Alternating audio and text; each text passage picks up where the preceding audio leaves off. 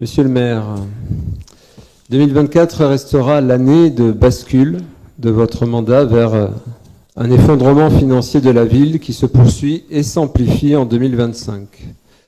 On ne peut que regretter votre manque de discernement et votre manque d'anticipation de cette situation catastrophique dans laquelle vous avez mis la ville de Vence. Et pourtant, ce n'est pas faute de vous avoir alerté, mais quand on compte sur la chance pour boucler un exercice, eh bien un jour, la chance, elle n'est plus là. Résultat, nous n'avons quasiment plus d'épargne nette et donc plus de marge de manœuvre face à tout aléa de fonctionnement courant. Mais qui dit aucune épargne nette, dit aussi aucune capacité d'autofinancer les investissements et donc l'obligation de faire encore et toujours appel aux banques, souscrire des emprunts, augmenter la dette et son annuité et faire chuter encore davantage notre épargne nette. Un cercle vicieux qui nous tire vers le bas.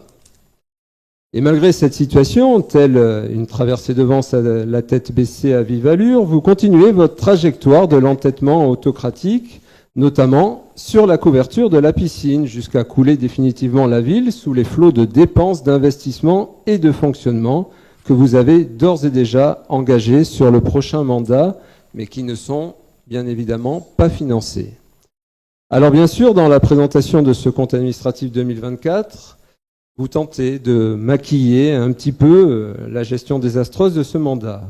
Par exemple, concernant l'endettement de la ville, vous comparez la valeur 2024 à celle de 2020. Mais voilà, la dette se comptabilisant au 31 décembre de chaque année, celle de 2020 est déjà à votre actif, puisque c'est vous qui avez proposé et fait voter le budget 2020. Pour connaître la vraie évolution de la dette sur votre mandat, il faut prendre en référence l'année 2019, dernier budget du mandat précédent.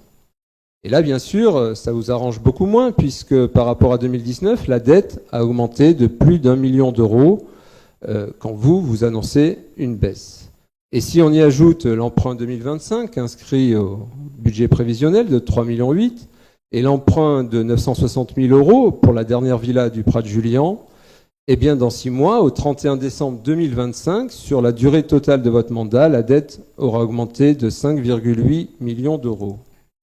Et le pire, c'est que dans cette augmentation, qui représente 31% de l'endettement de la ville durant votre mandat, il n'y a pas encore les emprunts pour les travaux de la couverture de la piscine, qui viendront se rajouter en 2026, ni pour la sécurisation des falaises des Baous que vous n'avez pas assumé pendant ce mandat. Même jeu de passe-passe, cette fois-ci, pour tenter de grossir les subventions d'investissement, en mélangeant de façon très maladroite les subventions perçues et les subventions obtenues, mais qui ne seront versées qu'ultérieurement.